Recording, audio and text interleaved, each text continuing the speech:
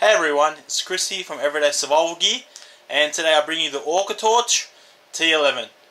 My review is a tad later than everyone else's because my torch got stuck in a flood, in the flooding in China. So basically my one rocked up a little bit late, and I've had it now for about 2 weeks, spent a good time with it. So now I feel like I should be sweet to do the review. So let's get stuck into it. Alright guys, as of late I have been showing you what comes in the package. Basically, Orcatorch sent me alkaline battery in their branding. You get the manual. You get warranty cards. I don't know why there's two, but you do get warranty cards. You get the light itself. That's the light here. Oh, and for once I won't forget, you get the clip. The clip already comes on the light, and you get the lanyard. And then you get a really nice sheath with the leather front that says Orcatorch. Which way is the right way? This way is the right way. Hopefully you can read that and that there's enough light. And it comes in this really cool funky box. Orcatorch T11. Alright, basically we'll go through some specs now. This is the torch itself. You can see it's fairly small, but also kind of big. Bigger than a standard AA size flashlight. I really hate this camera, it's not friggin' focusing. I can't wait till I get my tripod mount back. Maybe I shouldn't even pick it up. I wonder if I can do like a steady in-shot focus. Alright guys, hopefully that fixed the focusing problems. So as I was saying before my focus went all fuzzy, basically, yeah, it's not too big, not too small. It is kind of just right. So you still got like enough grip and firmness and enough length to actually have a good grip of the torch, if you understand what I mean. But yeah, it's still small enough to throw inside your pocket. So it is like a tactical style light. So you've got the more aggressive bezel there. So yeah. Let's talk about some specs. So this light uses a Cree XPG2 R5 with a max output running a alkaline or NIM of 190 lumens. That's the LED there, if you can see it. Uses one AA battery, high efficiency constant current circuit, constant brightness. So basically it'll try and drain your batteries as fairly even as it can. Obviously once you get to a certain point the brightness will start to drop off, but until then it'll be fairly even. Reverse polarity protection to protect from improper battery installation. So if you're a goober and you put the battery in upside down, which I can say I have many times, it will not blow your light up. Lucky for me. I've actually done that with 18650s. I don't recommend it. Anti-roll, anti-slip, resistant body design. So the knurling on the light, it's not that aggressive. It's a bit small and thin, but it does feel pretty cool. Like it's not going to slip out of your hands. If I go like this, and I'm putting a lot of force there, it's not really going to slip out. Latest diamond grade hard anodizing. So basically probably 3 times anodizing. So the standard 3 anodizing. Alloy aluminium reflector with professional optical analyst. I'll be honest, I don't know what the hell that means. But the reflector is alloy and toughened scratch resistant glass with anti-reflective coating. Alright guys, now we'll just go through the modes. I just got to change my battery because I've been a bit naughty. I've been running a 14500 in here instead of the NIMS. Shh, don't tell anyone, please.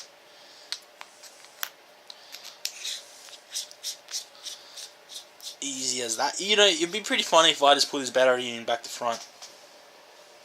Okay, let's get started. So first will be low mode, 10 lumens. Half click takes you to middle mode, 30 lumens. Another half click, 80 lumens. Then another half click, 190 lumens. So you can see that that is fairly bright. Because of the bezel style being more aggressive, it does let the light out, so that works out good. So if you leave it on the table and you leave the light on, you can see it's on. Then we click again. Strobe, now you're blind. Then SOS, in case you ever lose yourself, like Eminem did.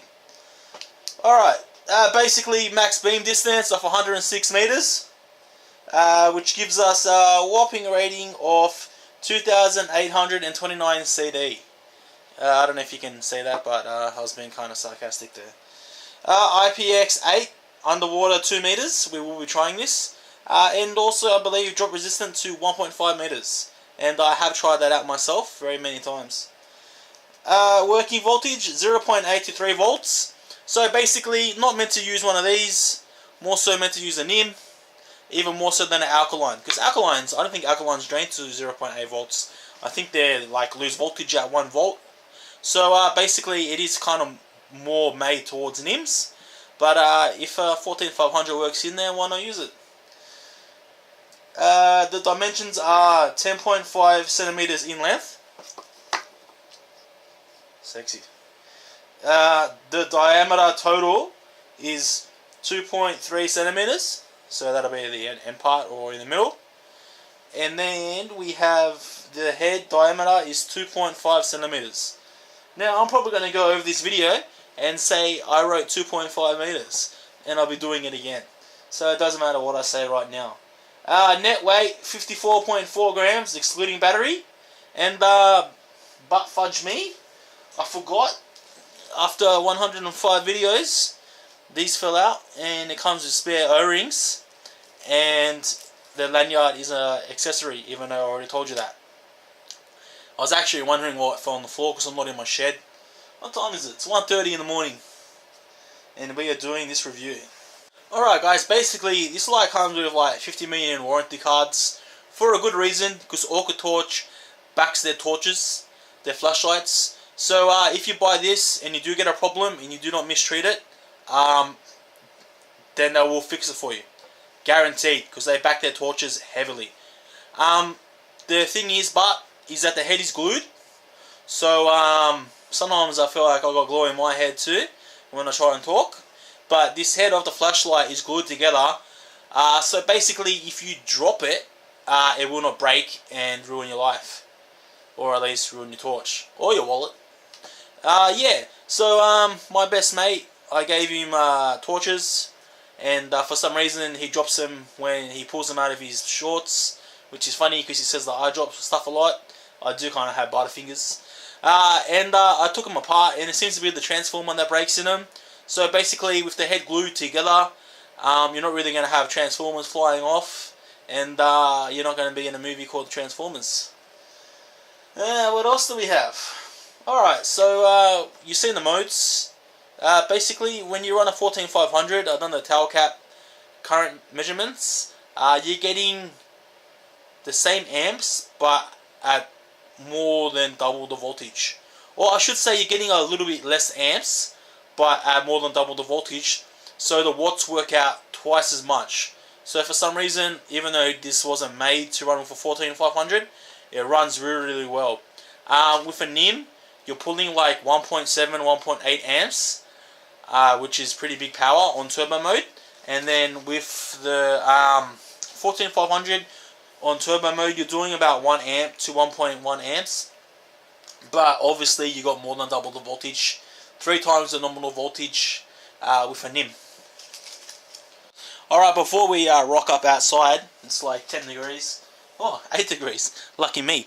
Let me just show you around the torch. You can see the XPG2 in there. Or can you? No, you can. There's enough light in here.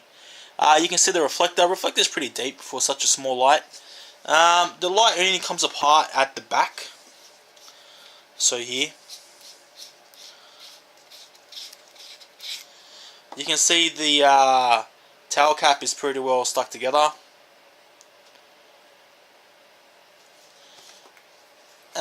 One thing I would have liked to have seen was a spring on this side, but obviously not necessary, seeing as it's only made for NIMs. Hopefully you can see the threads there. Threads are all well cut and they already came lubed. The lube that you can see on it is from the factory. It's not mine. The cooling fins actually function.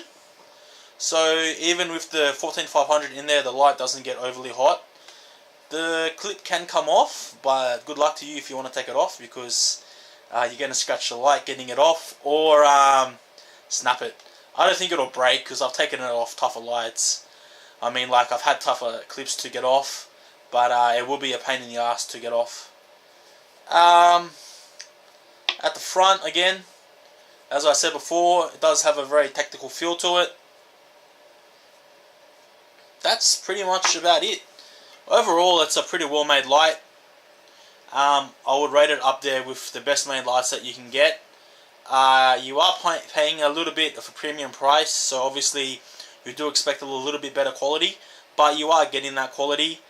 Compared to my EDC, my Jet Beam, I would pick this over the Jet Beam just for the build quality. Now, the Jet Beam Jet MK1, that's my EDC, and this is the Orcatorch. So basically, I don't have a whole bunch of AA lights that I can show you, but you can see in size wise, the Orcatorch is substantially bigger.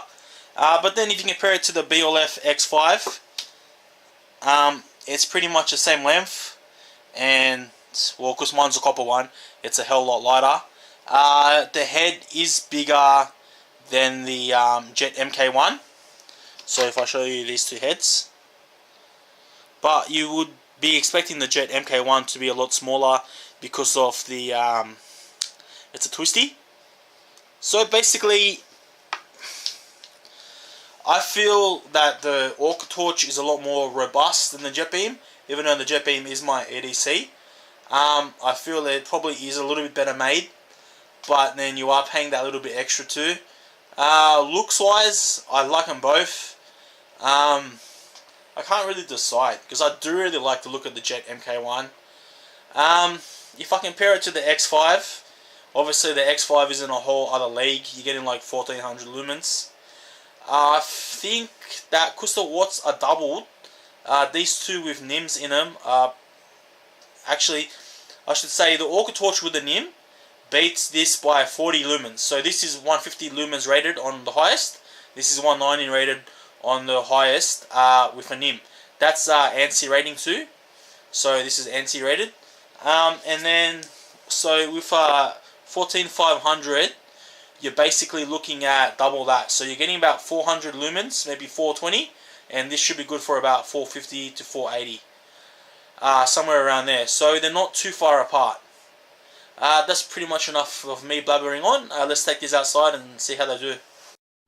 Alright guys, I'm out here setting up, and as I said, I've got no tripod mount for my phone, but I just had a smart idea to put some blue tack on where the tripod is. So usually there's a mount that sits here. Instead I just put this blob of blue tack because that's all I have, and I really want the camera to be pretty steady, and I need both hands free so I can hold two torches at once. Not bad, not a bad idea. Alright guys, basically I've got the Orcatorch T11 on low mode. It feels so good to have a mount back. Only 10 lumens. You can kind of see it like reflecting off a couple of things. I don't kind of want to move this camera around too much because I might fall my phone. You can see it. You can see it at the back wall. 10 lumens. I think it's a little bit more than 10. Because the beam is a bit throwy, it could be, I guess. Well, I would guess about 20 lumens. Low mode. And then we got, next up we got medium mode. So you can see medium mode is a tiny jump, not the most. You can pretty much see everything that you need to see clearly, even at a distance, about 15 meters to the fence, as usual. Okay, now we got high mode. Now you can see high mode is actually pretty bright. They say 80 lumens, but could be more. I don't think it's more actually. Could be about 80, maybe 90 lumens, somewhere around about there. Maybe depending on the battery that you use too. Okay, now we've got turbo mode. So you can see turbo mode is at least twice as bright as high mode, which is what you want. Pretty good mode separation in this light. Oh, that breeze is cold. It's like 6 degrees. As I was saying, pretty good mode separation in this light. You can see it is fairly throwy it doesn't actually like light up my whole backyard in width. If you look over here, you can see the outskirts of the light on both sides, but you can see it is fairly throwy. As I was saying before, I believe I read out 109 meters of total throw. To be honest, it reaches the tree over there, the big tree that I usually use on my tests, but I don't think you guys will be able to see it on the camera because it's not the brightest. Yeah, basically I'll compare it now to the JetBeam MK1 with a NIM in it too, and we'll see which one's brighter. This one should be brighter, but we'll double check. Alright guys, we'll cycle through the modes again on the T11 Orcatorch. 2, 3, 4. That should be turbo mode there. And then we'll throw the JetBeam one. Okay. So basically JetBeam to the left, Orca T11 to the right. So what do I think right now? Alright, even with me looking through the screen on the phone, I can see the T11 is a little bit brighter. To be honest, with 40 lumens, you're not going to notice a whole lot. Like, you can tell it is brighter, but also don't forget, it is kind of throwier, the beam. It's not as wide. Let me just turn off the Orca and I'll show you the MK1. Okay, that's the MK1 here. Yeah, actually, with the Orca off, you can make out the Orca is a lot brighter. The JetBeam just has a little bit more spill. That should be turbo mode there, I guess. Yeah, it is, because then we got strobe, and then SOS, and then we're back to low, medium, high, turbo. Yeah, Orca is a lot brighter.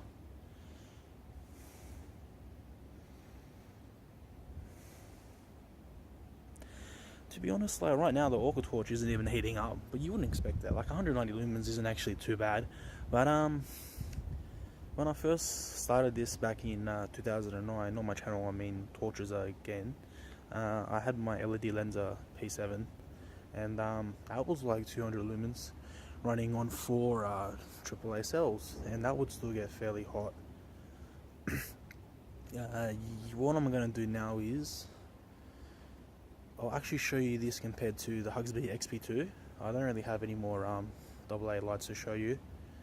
And then I'll compare it to the XP2, which is 2 AAA batteries. We should be able to put out almost the same amount of current, and we'll see which one's brighter. And the beam pattern. Alright, the whole time I've been talking, I've had this light on and it hasn't even stepped down yet, so that's good. So to the right is the Hugsby XP2. To the left is the Orcatorch T11. Even the Orca is like a bit, even the Hugsby is a tad bit more floody. Look at that flood, it's pretty cool, but it's not as bright. But and then there's the Orcatorch, so you can see there is a little bit different color tints. I think the XP2 has a little bit more neutral tint actually, which is weird because when you look at it in the wall, the XP2 looks like kind of blue. I don't know, that's a little bit weird. Alright guys, I'm going to throw our lithium ion in the Orcatorch. I'm pretty sure it just stepped down now. And I'll throw a lithium ion in the MK1. And my camera was just tracking something where the tree is. Because it's moving in the wind. Then we'll see how it goes. And I'm freezing, so I'm going to wrap this up in a minute. Okay, so basically this is the Orcatorch with the lithium ion in. I'll run through the modes again just so you can see. Be aware, if you do this, you pretty much avoid the warranty. It's up to you. Obviously it's your light, so you can do whatever you want. If it can take it and it doesn't break, touch wood, do it. Like go for it, of course. But also, like, it does void warranty. And then to pull this apart, because it's glued, it's going to be a pain in the ass. So low, that's medium. You can already see how much brighter that this light is. Look at that. That looks like it's almost as bright as high mode actually with the NIM. Okay, that's high mode there. That's freaking bright as. That's like really good. And this should be turbo unless I've started up the driver. Nope, that's turbo. So look at how bright that is. That's amazing. I would actually say this is probably brighter than the JetBeam. You reckon? So we will compare it. You know, let's see if this can reach the tree at 100 meters now. Please, phone, do not fall off the shitty mount. You know, you guys will probably be able to make that out, because I can make that out pretty easy. It reaches the tree at 100 meters easy. It is fairly spread out, but alright, I'll leave this on, and we'll turn the jet beam on. Ooh, that's close. I don't actually know. Alright, Orcatorch T11 to the right, and jet beam MK1 to the left. Ooh, that's really close. I'm not even going to call it, guys, but yeah, look at the hot spots. You can see the hot spot is more defined on the Orcatorch than the MK1, but brightness wise they're probably almost about the same. That's close. That's really, really good. Look at them on the floor. Oh well, I'm not even sure. I can't call this one. If you can call it, leave your comments in the comment section, guys. Anyway, I'm freezing here, so I'll wrap this up. This has been Chris from Everyday Survival Gear, bringing you the review of the Orcatorch T11. As always, like and subscribe, and thanks for watching, guys.